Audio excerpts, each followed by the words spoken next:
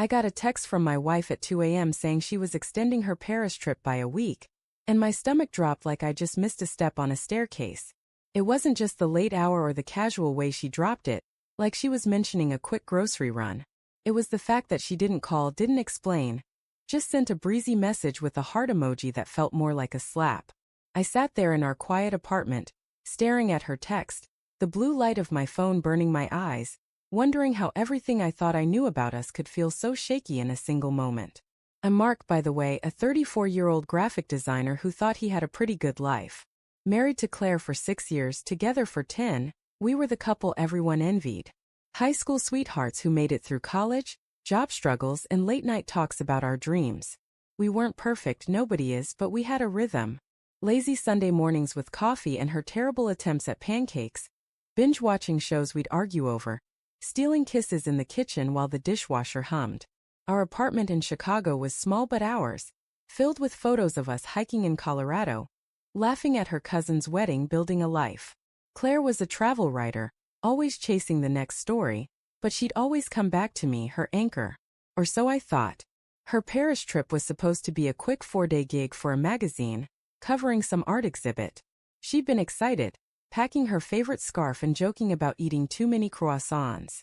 I'd driven her to the airport, kissed her goodbye, and told her to send me pictures of the Eiffel Tower at night. Only if you promise not to be jealous, she teased, her hazel eyes sparkling. That was 5 days ago. Now her text about staying longer hit me like a warning I couldn't quite read. At first I tried to brush it off. Maybe the magazine extended her assignment. Maybe she got caught up in the city's magic. Paris does that, right? But something gnawed at me. She hadn't called in days, just sent quick texts about being busy. No photos, no updates about the exhibit, just vague replies.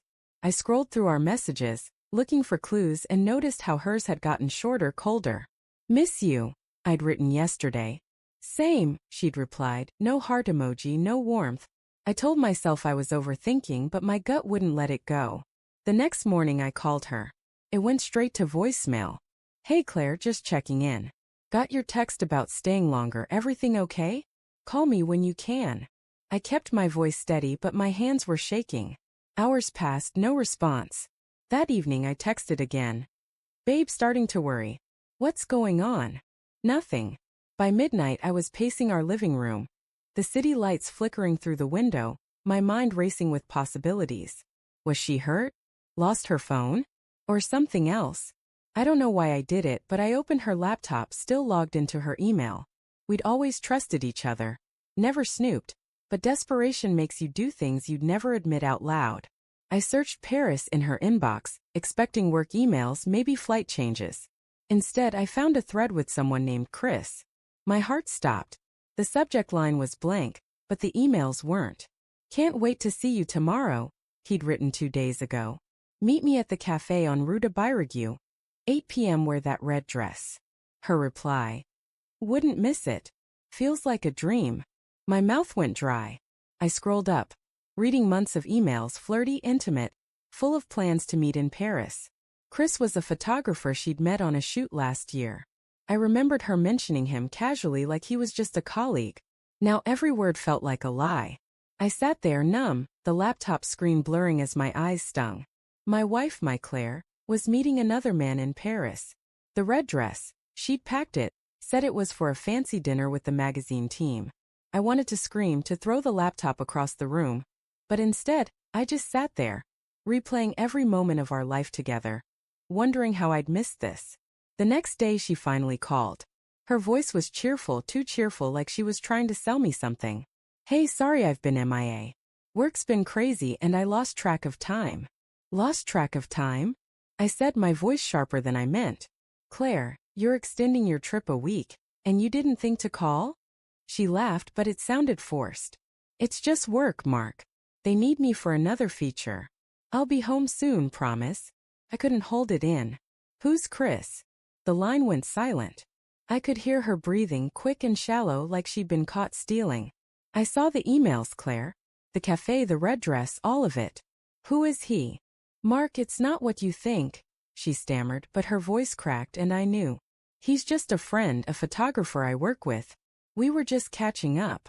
Catching up? I snapped. For months? Planning secret meetups in Paris? Don't lie to me. I deserved the truth. She started crying soft sobs that made my chest ache even as I burned with anger. I didn't mean for it to happen, she said. It started as nothing, just talking, but I don't know, Mark. I got caught up. I'm so sorry. Sorry.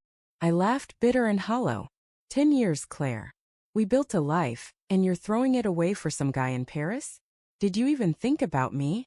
I did, I swear, she said, her voice breaking. I love you, Mark. I got lost. I don't know who I am anymore. I hung up. I couldn't listen to her excuses, couldn't bear the way her words twisted the knife. For days I barely slept, barely ate, just sat in our apartment surrounded by her things. Her scarf on the couch, her favorite mug in the sink.